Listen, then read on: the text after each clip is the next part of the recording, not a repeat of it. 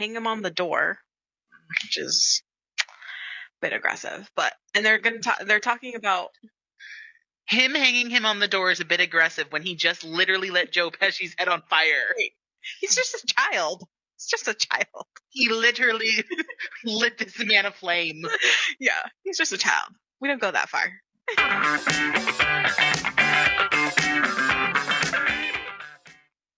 Hey everyone, happy holidays. Welcome back to Movie Night with the Youngs. I am your host, Nicole.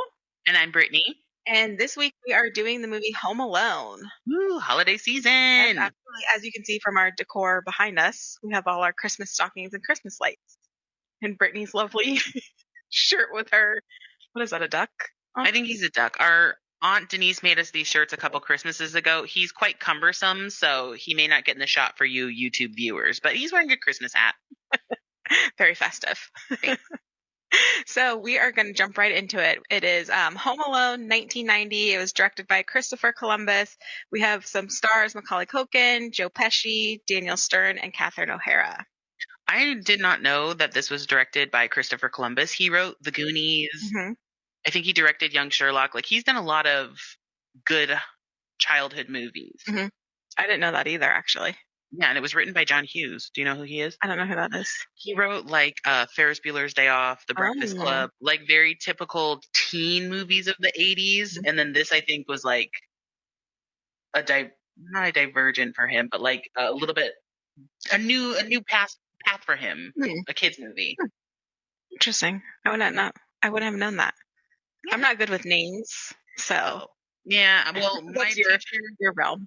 My teachers in school made us watch the credits because they told us that they would put like a question on one of our tests about the credits. So I now am like trained to watch the credits roll. Mm-hmm.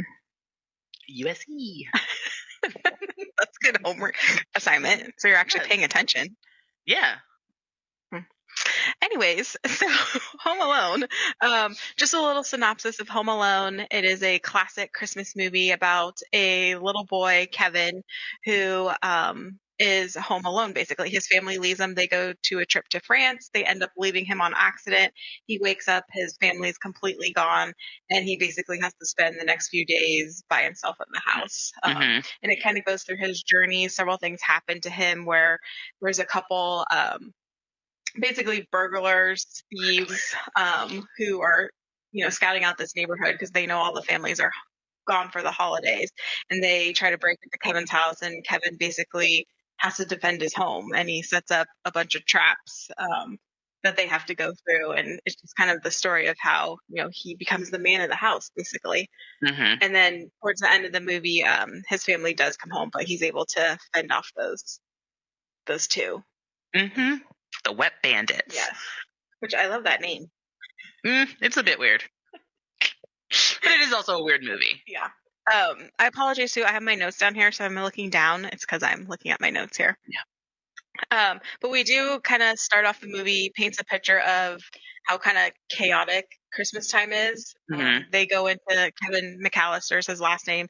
His whole family's there. That includes aunts, uncles, cousins, brothers and sisters, and they're basically all staying the night at this house before they leave in the morning to France. Yeah, I don't know. I think there's 15 of them. I don't know whose child belongs to which set of parents. I don't know whose brother and sister. I don't know anyone's names except for Kevin, Buzz, and Fuller. Yet there are 12 kids.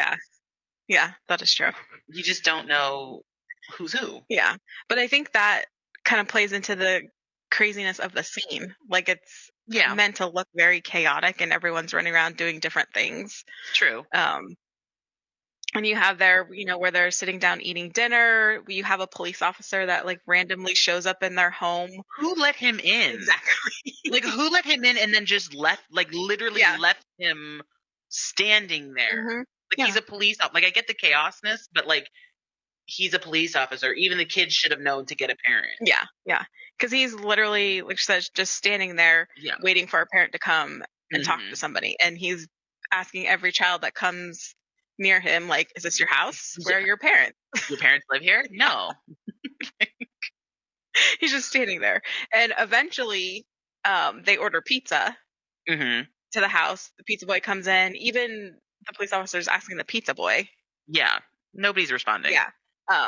But they get the pizza, they go in, and they are, basically eating the pizza. And Kevin, wanders in, and you get kind of that impression that he's, is he the youngest child? I think he's the youngest child. No, I think Fuller is younger than him. Okay. Like, I think he's the youngest of his sibling group, but I think, like, over the cousins, Kevin is, like, the second youngest. Yeah. So he definitely gets picked on a lot by his older siblings, but he's also that one that likes to push the line, I feel like. Yeah, I definitely will say growing up, I was, like, all for Kevin, like, talking back to his brothers and sisters, like, talking back to his parents. And when I watch this again, I'm like, you are not a nice child. Like, you're very sassy. You have a huge attitude. Anything someone says, you kind of play the victim, regardless of what they say to you. Like, the things he says to his parents, especially his mom, in this beginning kind of sequence, I don't think we would have ever gotten away with saying some of those things to our parents. Yeah. Like, I think he kind of deserves a little bit of the hardships that his family gives him. Sorry, Kevin. Yeah. Well, that does happen. Yeah. He's basically looking for his cheese pizza that apparently everyone ate, and he, gets into it with Buzz and basically shoves Buzz and creates this whole scene with his family. And immediately all his family members, like, why are you being a pain? Exactly. And his poor uncle, not his poor uncle, but his uncle says, like, what did he say? He says, like, yeah, you're such a little jerk. Yeah, which is really harsh. Yeah. I felt like that was a little bit much. Well, Frank's also like a cheapskate, grouch, Grinch, bah humbug, Scrooge. Yeah. So, yeah. So basically they have to take Kevin. He's going to spend the rest of the night with no dinner. His mom takes him upstairs into the attic, basically. And as she's passing, she finally reaches the police officer and the pizza guy so she can pay him. And that police officer is, saying, he basically finds out they're about to leave the next day and the house is going to be empty for the next several days. Yeah. And the police officer is one of the wet bandits. Yeah, you find out later he's like casing the joint. He's dressed as a cop to see who's leaving their house and what they have in their homes to see if it's worth even going in. But wait, before you get to what happens with his mom next, we skipped over when Buzz tells another one of his cousins who's unnamed and Kevin about their next door neighbor, the older gentleman. They like see him out the window putting ice on the sidewalks, and basically he tells them a story about how, like, I think they call him like the South Bend Killer, Slayer or something. Where he like apparently is hiding out in Chicago because he killed his family in South Bend, Indiana, and like he's not a good person, and that made me really upset because it's like they don't know that it's just a rumor, and they're like perpetuating this rumor about this man who they have no interaction with besides seeing on the street. But like he's doing a nice, kind thing. He's de-icing the sidewalks. Killers don't de-ice the sidewalks. Well, he says he's using his trash can full of ice to put the dead bodies in. That's true. So it could be bones of the dead bodies being born on ice. Yeah. But it comes into play. He comes into play much later in the movie, so that's why I wanted to bring it up. Yes. Thank you for that. So Kevin gets basically banished to the attic, which I feel like all attics are creepy, but that one actually looked pretty nice. Yeah, there's like a bed up there, toys, which we also used to have those same exact sheets. Bed sheets. I noticed that too. Same exact bed sheets, except for it was like red geometric patterns and all these shapes and stuff, except for ours were blue, but it was the same exact sheets. Yeah, I did notice that in that scene too. Yeah, same ones. But Kevin is basically getting into it with his mom. Like he's saying that he wishes his family wasn't here. He wants to be alone, and he hopes when he wakes up tomorrow there's no family there. Yeah, and she's pretty harsh too. She's like, well, maybe Santa will bring you that. Yeah. Like, ooh. Yeah. Thanks, Mom. Yeah, she's a little aggressive too. Yeah, she's stressed, kids. Yeah. Mama's stressed. So Kevin goes to bed that night, and there is a point where he actually wishes for his family not to be here. Does he? Yeah. Oh. Yeah. I missed that. Which I actually missed the first time around too. Oh. So, but they wake up the next day by a knock on the door from the airport shuttle, and the power has gone out in the middle of the night, and they're rushing. They didn't wake up to their alarm, so now they're rushing.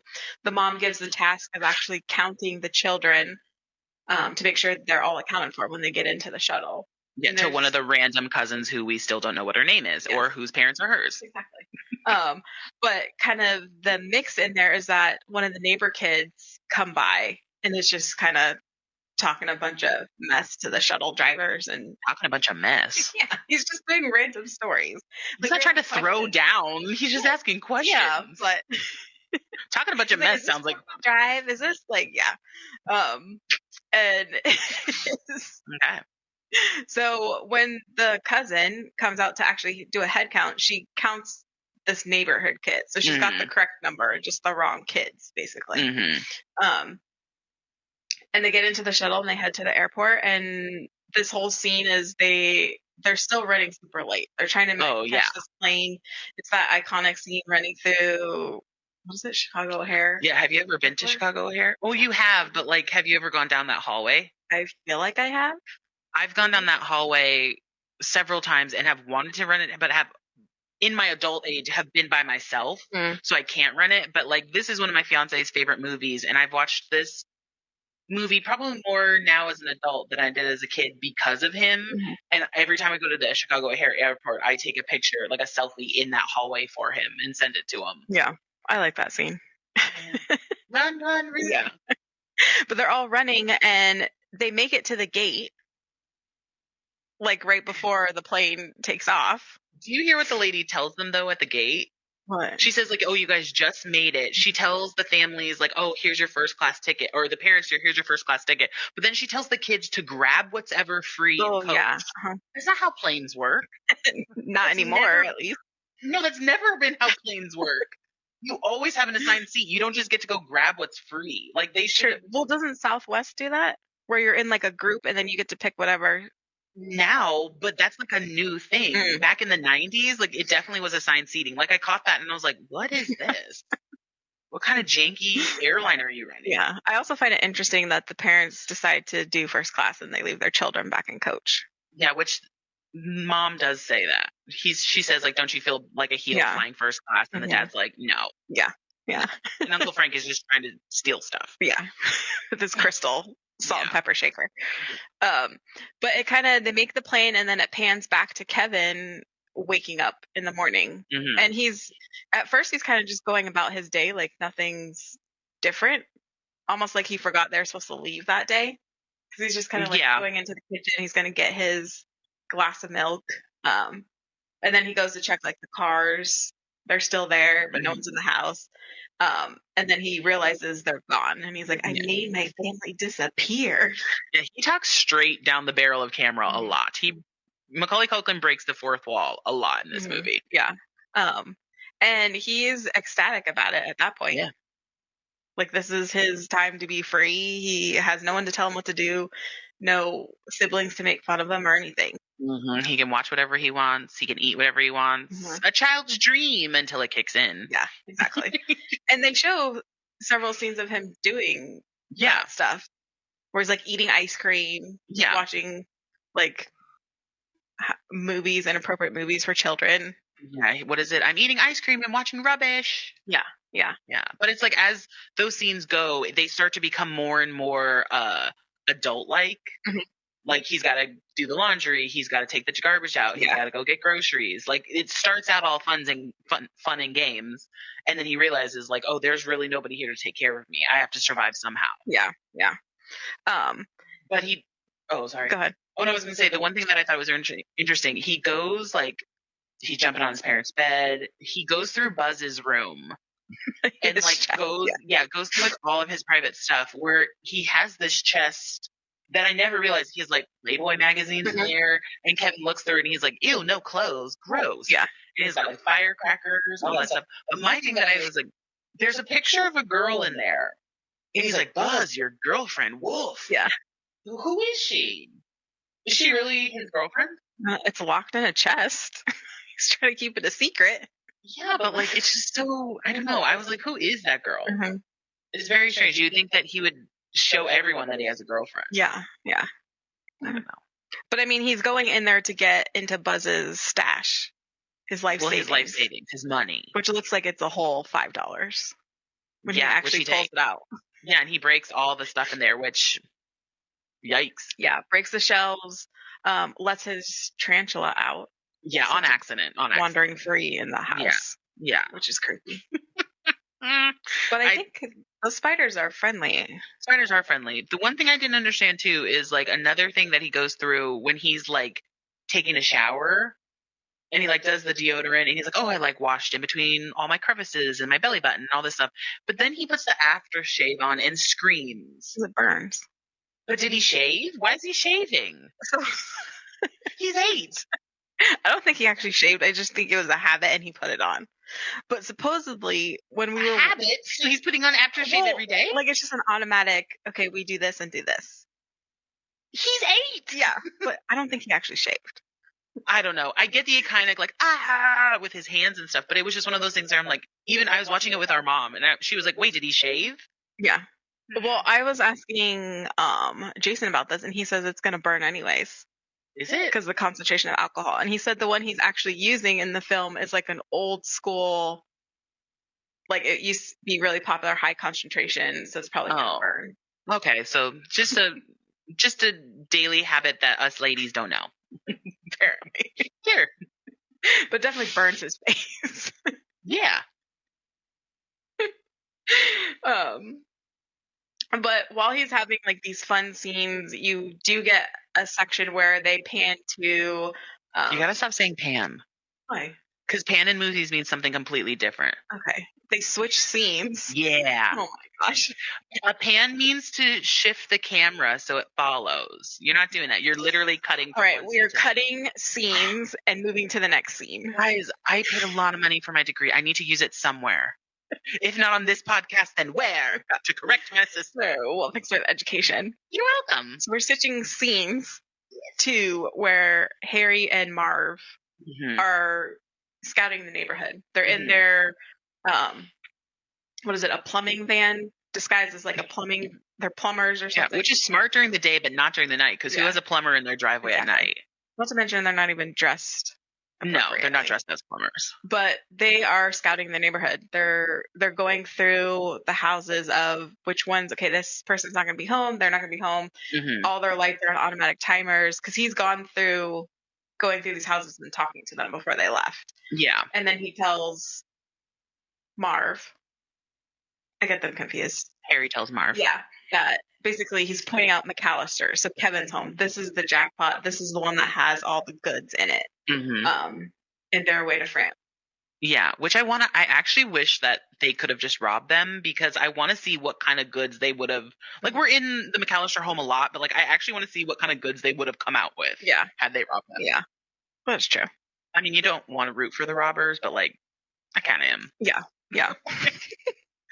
Sorry. So you get introduced to these characters at this point as the wet bandits, and they plan to hit that night. They plan to hit these houses. But I think after that, you said like Kevin's getting into the routine of having to do the adult chores. Yeah, he's going to go to the store now to actually get laundry soap. Yeah. Well, this one, I think this time he goes to get just a toothbrush. Yeah, and he runs in again to his next door neighbor and like panics and ends up stealing the toothbrush. What does he even ask again? He asks, is this ADA certified or A? What? Yeah, is this approved by like the Dental Association of America or something like that? Who asked that? Nobody cares. Shouldn't it say on the package too? But I don't think that's a real thing, or like nobody asked that, but is that showing how he's becoming like an adult now? Like a kid wouldn't care. Yeah. But like an adult would be like, is this recommended by 4 to 5 dentists? Very true. Very true. You know, but that's, he ends up, like she said, stealing that toothbrush on accident, basically because he's scared of his neighbor that shows up. And he's, walking home, and Marv and Harry have, just hit a house. And they've done their thing, clogged the sinks, because he wants to have some sort of trademark that they're known by. This is where they get the wet bandits name from. And they're driving out, and they run into Kevin. Almost literally run him over. Exactly. And this is kind of the first connection that they make. When he smiles, he notices the gold tooth, and he remembers the gold tooth from when he smiled as a police officer. Yeah. But he doesn't make the connection yet that Kevin's from the McAllister's house. No, they want to like follow him and see where he goes, but instead Kevin leads them to the church. My question is, okay, after he hides in the church, he basically goes back and Kevin makes the connection that these guys are robbers, and he literally says like, I'll be ready for them. This is my question. If Kevin is smart enough to know that these guys are robbing houses, smart enough to go get groceries and, you know, do the laundry, and eventually later smart enough to set up all these elaborate traps, why does he still believe that he made his family disappear instead of logically thinking that they went to Paris without him? Good question. I have no idea. Like, is that just to keep the Christmas spirit that he believes that Santa made? That he actually changed, Yeah, like, is that just to keep the innocence in him? But it's like, it's one of those things, I'm like, Kevin, you are extreme. Like, you might be smarter than any 8-year-old in your neighborhood for sure. But, like, the fact that he can make all these connections and do all these traps and then still believes that, poof, he made his family disappear, I just couldn't make the connection there. Yeah. Well, later in the movie, he does, before all that happens, he does go to the Santa, the fake Santa. Yeah. And wishes for his family back. I know, but that's what I'm saying. Like, why be so logical and smart about some things in this movie and still believe a fantasy that you made your family disappear? Yeah. I just couldn't grasp. I mean, as a kid, obviously, I was like, ooh, he's so smart. You know, like all these things. But now I'm like, wait a minute. Yeah. Yeah. You're still 8 in that regard, but yeah. In other words, you're killing people, basically. Oh, I don't know. We like it. It keeps the whimsical side of the Christmas, like you said, the Christmas spirit. It does. It does. It does. And he finds out that they're gonna target this house. Yeah. Like he knows now that they're coming to hit this house. He has to defend it. And he says, like, I'm the man in this house now. Yeah. He says, I'll be ready for him. And he basically does just that. And now we're like moving into the main part of the movie, I think. So when he starts setting up all the traps. But he doesn't start setting up the traps yet.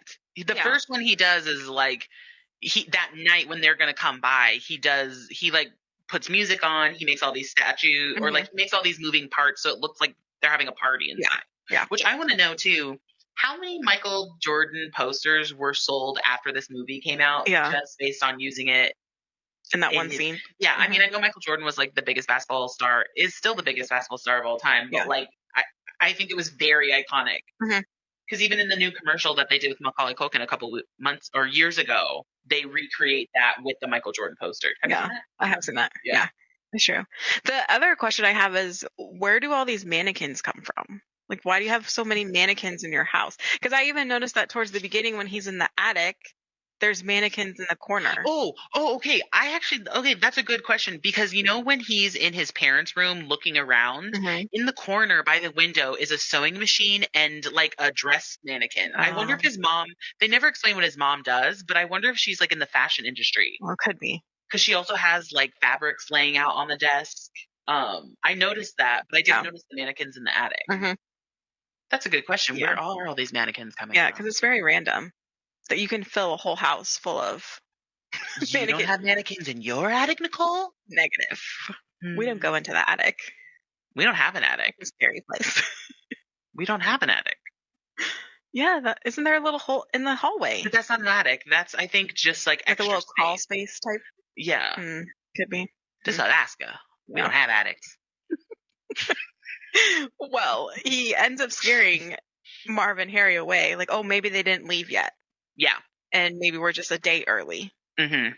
So they come back in the morning and scout it out, where it looks like there's nobody home during the day again. Yeah. But they get braver and they go to the window. Yeah. And Kevin's there, like, hanging up the Christmas tree and notices the reflection. And he tries to play it off like he's talking to his dad. And they realize that he's home alone. And they also go to the back door one time, and Kevin does the BB gun. No, he turns on the movie, his movie. To make it sound like someone inside is being very robberish. Well, criminalish. Yeah. Not robberish, criminalish. to scare them away. Mm-hmm. But she plays the same scene over and over. Yeah, did you know that's not a real movie? I remember you telling me this. Mm-hmm. It's a movie that they specifically made for Home Alone. Mm-hmm. And everyone, I think, tries to go and find it, and it doesn't exist. It just exists in this small portion of the movie. Yeah. Snakes. Snakes. Yeah. I don't know snakes. Yeah. And that scares him away. Which he, at that point, uses the firecrackers, too, as the sound effect for guns. Yes. Which originally when I was a kid, I don't think I heard Marv and Harry's conversation afterwards. But this time when I watched it, I was like, oh, does Marv not realize that or he thinks someone just got shot? Mm-hmm. And they don't really do anything about it. But then they have a conversation saying, like, we should stick around and see who it is, because if the cops ask about any murders, then we got to face the answers. name. Yeah. Like maybe we can use it as a bargaining chip. And they think it's another crew that got there before them. Yeah, they work this neighborhood too. Yeah. So, which is random to me. Yeah. Yeah. But it is very interesting. As much as all this stuff is happening at Kevin at home, in Paris, his family is like going through a bunch of stuff to try to get home. Mm-hmm. Mm-hmm. But they really don't get anywhere because nobody's home. Everyone's off on vacation. So it turns up the mom's going to wait for a standby flight and the rest of the family is going to go stay. Yeah, in Paris. Yeah. In Paris, which like, this is one of the things that really stuck out to me this time watching it, is how privileged this family is. Mm-hmm. Like they live in a super swanky rich neighborhood in Chicago. They have one of the biggest houses in Chicago. Yeah. Their uncle, who lives in Paris, has enough money to fly everybody in the family to Paris. Mm-hmm. Like literally Buzz says, well, I think one of the sisters is like, you're not worried about Kevin. And Buzz is just like, we live in the safest neighborhood in America. Yeah. Like that's extreme privilege. Mm-hmm. That you basically have this amazing Christmas going to Paris with your family, all expenses paid, and then you think nothing's going to happen to your little brother who's left home alone because you live in a super safe, also known as rich neighborhood. Mm-hmm.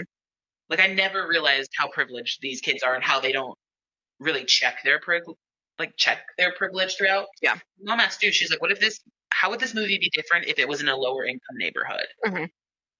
Yeah. It'd be extremely different. Yeah, very different. But it's a good juxtaposition because literally Buzz says that, and then we like cut back to people robbing houses.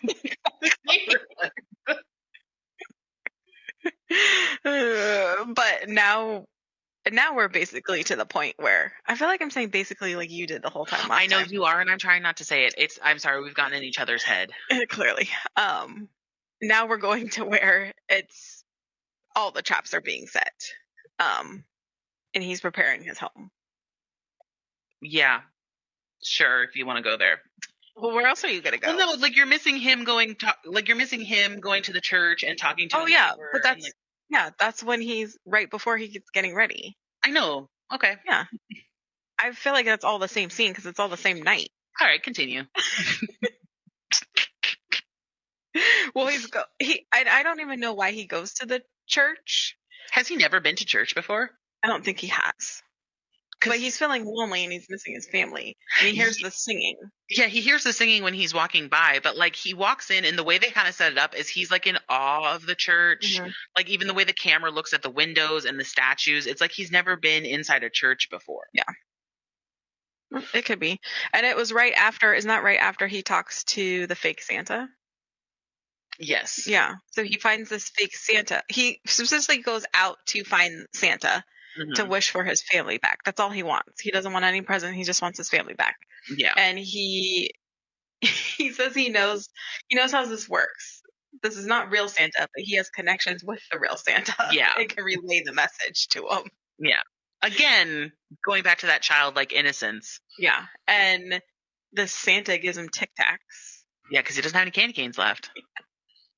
His elf took them all for her girlfriend or her boyfriend. Yeah.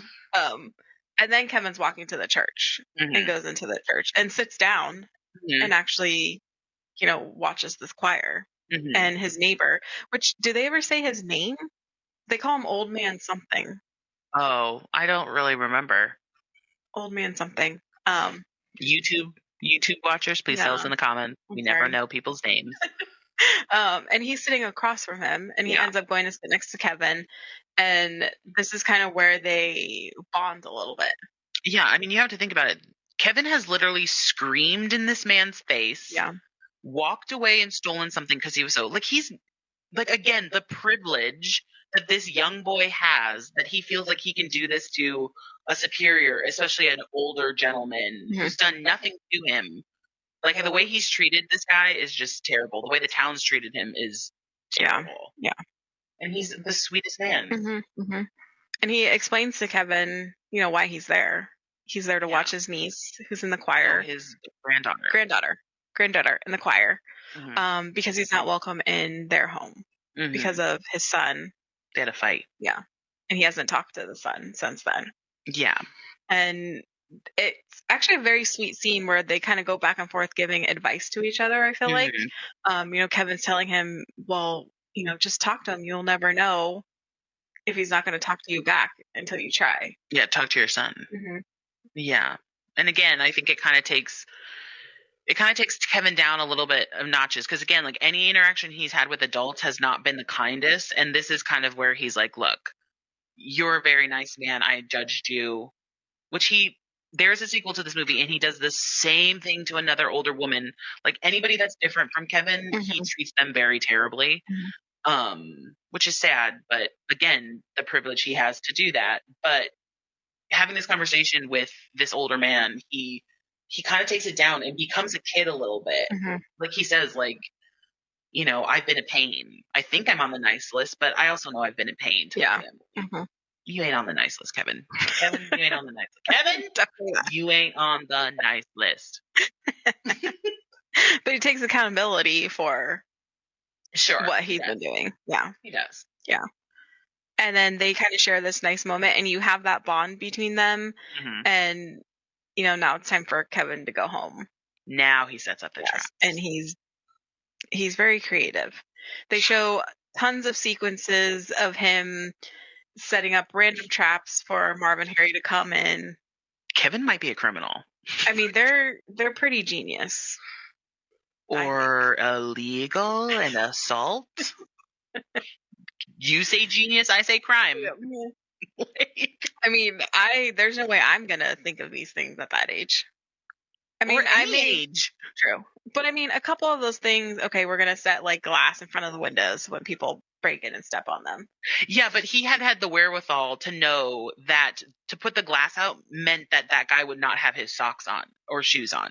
Like, he really does meticulously plan this. Like, it's a mixture. I think it must have just been maybe something the studio was like, every trap cannot be like a deathly trap, because there's definitely one where it's like, oh, I walked into like some glue on my face and then feathers flew at me. Yeah. That's not that. That's cartoonish. Then everything else is like someone could have died. Yeah. Yeah, he has like a whole drawing board that he puts of where every trap is going to be, what's it going to be. But yeah, like you said, some of these, like the nail on the foot, the fire. What is it? The gas torch that only sears the top of his head, which, no, I don't think so. It's going to be more than that in real life. Well, yeah, but like we can't watch Joe Pesci get his entire face burned off by an 8-year-old. Like there's got to be some line. Yeah. But he basically sets. There's that word again. Take a drink if you're playing the drinking game. Yep. He sets that whole house up. Like the entire house is covered. Every exit, every entrance, every window. Yep. Like he has it all covered. Yeah. The one thing that I thought was really funny earlier in the day when Marv and Harry come and scout the place and they're like, no, he's home alone. We're going to come back. They say they're coming back at 9:00. That's an awfully early time to be robbing. It's very specific too. Well, but also it's like, don't you think the neighborhood's still awake at 9 p.m.? Well, they're all gone. They know they're all gone. Maybe they're just waiting for it to get dark enough. Touche. But like, I would think like, make sure the little kid's asleep, then we can handle him easier. Yeah. I thought it was interesting. 9:00. I just think it's very that they actually have a time set and they're there right on the dot.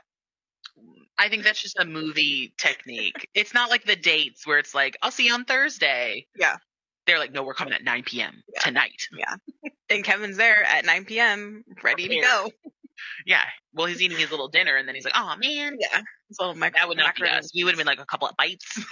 Yeah, we need some energy if we're about to do this. We're about to defend the castle. We need some carbs." But then that whole next set of scenes is just them going through these traps. Mm-hmm.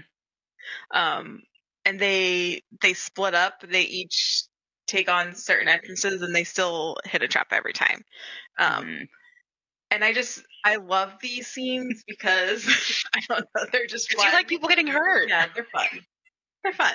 And you can just see they're so frustrated and they're so irritated and they just want to kill this kid. And it's like you said, this little 8-year-old is outsmarting them. Yeah. And it's just hilarious because they get so frustrated. And they're supposed to be like these, I don't know, top notch. I wouldn't say that, but they're mid-level criminals. Yeah. I don't know. Shane really wants to, or has since I met him, wants to dress up as Marvin Harry for Halloween. And I've told him, obviously we'll do it when they get all their injuries, but we have to be so detailed because like you see some Marvin Harry Halloween costumes out there where it's like, yeah, you got like the iron on the face, the like singed, and that's about it. But like you got to go real, no shoes. The McAllister imprint on your hands completely singed. Like you really gotta go for it, or if it's not worth doing it. Guess who I get to be? Marv. I get to be Harry. Oh, but specifically because he's the shorter one, and I am shorter than Shane. But really, it's because he's in charge. I was gonna say he's the brains of the operation. Yeah, they're hilarious. They're a good pair. But they eventually get to kind of the end of the traps, I would say, where they get to the attic portion. Yes. And Kevin's built this zip line. Yeah, that has no momentum because it's just straight across. Yeah. He's using like a bicycle handlebar too. Again, like literally would not work in the real world. He'd probably get stuck about halfway through. Yeah. Yeah. And makes it over to his treehouse. And before that, he makes a 911 phone call and sends the police to his neighbor's house. Yeah. Which I think I was kind of thinking about that. I'm assuming his intentions were because he's going to the neighbor's house and he wants them to meet him there. Yeah, he wants them to meet him there, but I also thought about this too. Why not send them to your house? I think he did that because he didn't want the cops to know he was home alone. It would be more questions for him if he sent them to the McAllister's house, knowing that he's home alone. Because remember, he thinks his parents are gone for life. Yeah. So he doesn't want to draw any attention that he is literally going to be home alone forever. So he makes them go to the neighbor's house. Yeah. And he eventually gets there. But in the meantime, while this is all happening too, the mom... Oh, wait, hold on. Before you go to that, did you notice when they're going along the zip tie? Because Kevin goes, and then the Marvin Harry think they're being smart. They think Kevin wants them to go back through the fun house of like traps. Yeah. So they instead go across the zip line, which is what Kevin obviously wanted them to do because he cuts the rope. But I noticed this time around, Harry takes out a rag. And I was like, what is he doing with the rag? It's because he just got his hand burned on the doorknob. So it's to cover his hand. And I was like, that's so smart. Also, y'all have extreme upper body strength. It's just like monkey bars. We could not hang on monkey bars. These grown men are hanging 20 We can do the monkey bars. We're going to do the monkey bars now. We can't do monkey bars. We don't have upper body. We'll find a playground. The youngs are all very calves lower and body. quads. Yeah. We're calves and high booty. I'm just saying we got leg strength in our family. We don't have the upper body. Yeah. We could not hang on the zip line. I would have gone back through the funhouse. Yeah. Yeah. I would have gone back. Probably. Well, they don't make it on it anyway, so. They don't. They fall. Yeah. But while all this is happening, Kevin's mom finally gets some traction and is able to make her way towards the house, where she meets like a random polka band. John Candy. Yeah. And they offer her a ride. So she's on her way home, but she's going to be driving. Yeah, she's gone from, what does she say? She's gone from Chicago to Paris, Paris to Dallas, Dallas to Scranton, Pennsylvania, now has to drive. Like, she's been through it all. Yeah. She says like 60 hours. Yeah, she's been awake for 60 hours. Movie fun fact, John Candy, who's only in the movie for like 10 minutes, but everybody remembers him from this, which Mhm. is just a testament to how amazing he is. He was doing another project and did this movie as a favor to John Hughes, and they literally shot like Oh, all of his scenes in like one day. Like one extremely long day. interesting. I mean, like I said, so many people are like, "Oh, I love John Candy in that movie." He's in the movie for 10 minutes. Mhm. He plays a good character, though. He A does. memorable character. He does. It's the same with the Wet Bandits. They're actually not in a majority of this film, yet they're the people that we really remember Yeah, from it. yeah. So mom is definitely on her way. She'll make it eventually. Hmm. But Kevin gets out, goes to the Murphys, who are Oh, away to Florida. you remember that name, but nobody else's. No, Cool. it may be the Murphys. I don't know. That Oh, just sounds right. all right. And Oh no, he does because on the 911 call he says, "My name is Murphy." yeah. Yeah, And he goes through like their basement, probably because that's the only open door in the house. could be, which is flooded because what bandits had hit that house earlier in the day. Yeah, / don't get electrocuted because there is definitely a lamp that is on floating in the water. Oh. He makes it upstairs, and lo and behold, Harry and Marv are waiting for him at the top of the steps. They cut him off. Yep, hang him on the door, which is a bit aggressive. And they're talking about Him hanging him on the door is a bit aggressive when he just literally lit Joe Pesci's head on fire. he's just a child. He's just a child. He literally lit this man aflame. Yeah, he's just a child. We don't go that far. All right. Watch out for the kid. Yeah, but they're talking about what they're going to do to this kid. Oh, I don't like this part. And while they're saying all these things, He's about to bite his finger off. Yeah. Joe Pesci. He's like, "I'll bite all these little fingers yeah. off." And the neighbor comes, which we really need to know his name. Yeah. But the neighbor comes in and basically knocks them over the head with a shovel. And saves them. Mhm. And then the cops arrive in their very old vehicles. Yeah. Those are like sirens from the 70s. It's very strange how old these cars look. Oh, yeah. I didn't notice that too much. I noticed it. But they end up getting arrested. Now they know every house they've hit because of their signature flooding of the homes. And Marv is very adamant. We are the Wet Bandits. Yeah. He even starts to spell it. Yeah, he does. He does. Like he wants people to know who they are. He does. And that kind of ends with, Kevin. So this is Christmas Eve. Kevin, sets out his cookies and carrot. Mm-hmm. Which is funny because we just talked about this in our other podcast. No, we talked about it in a future podcast. Sorry, we're all over the place filming. Yeah. But we were talking about what you leave for Santa at night. Whether it's cookies, but he leaves cookies and carrots for the reindeer. Yeah, he's sweet. Now he's come of age now. He's gone through the coming of age part of this story, and now he's an adult who leaves out cookies and carrots for Santa and milk. Yeah.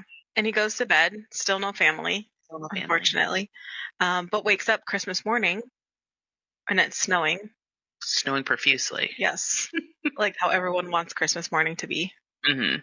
Covered in white snow. And his mom comes home. She finally makes it.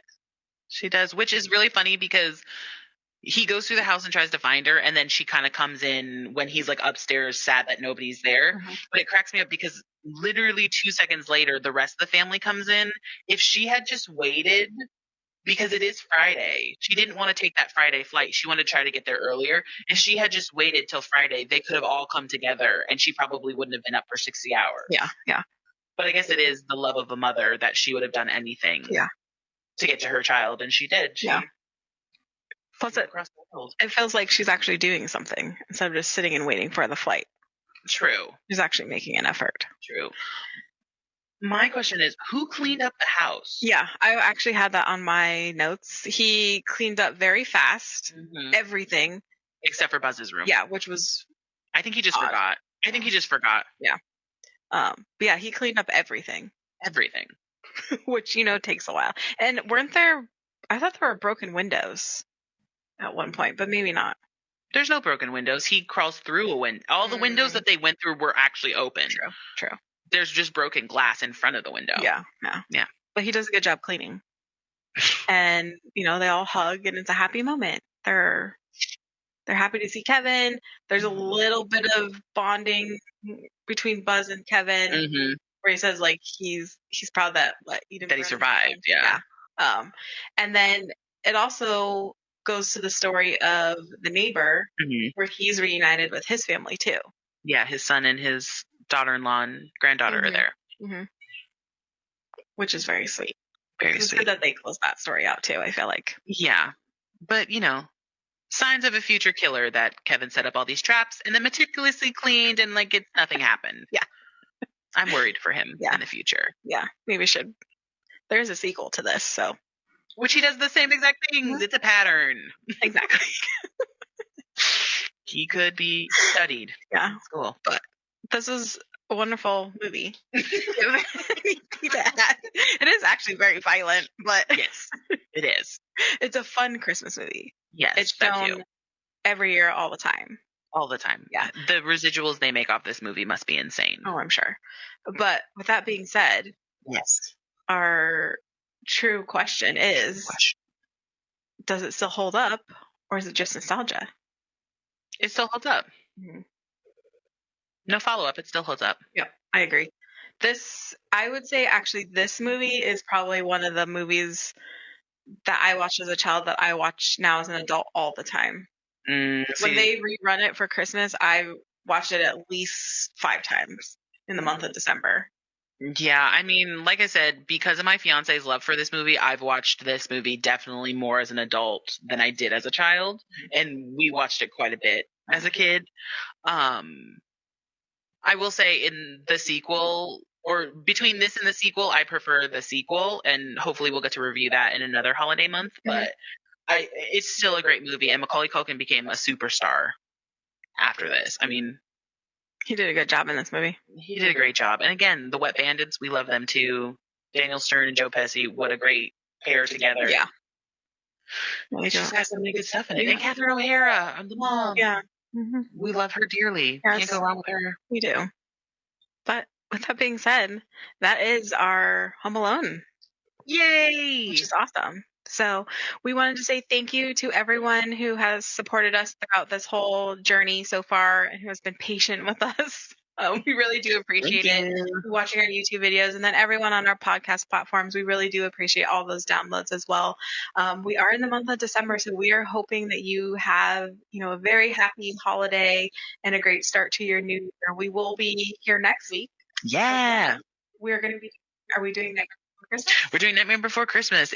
This month's theme is holiday movies, so we are hitting the holiday movies strong. Yep. So next week will be Nightmare Before Christmas, so be sure to watch that movie. And then we will join you here next week. Also, leave us some questions down below. We will be doing our lightning rounds again. So hopefully you'll get some good stories. Good stories. Ooh. The holiday, I feel like they're probably going to be better stories too. Yeah.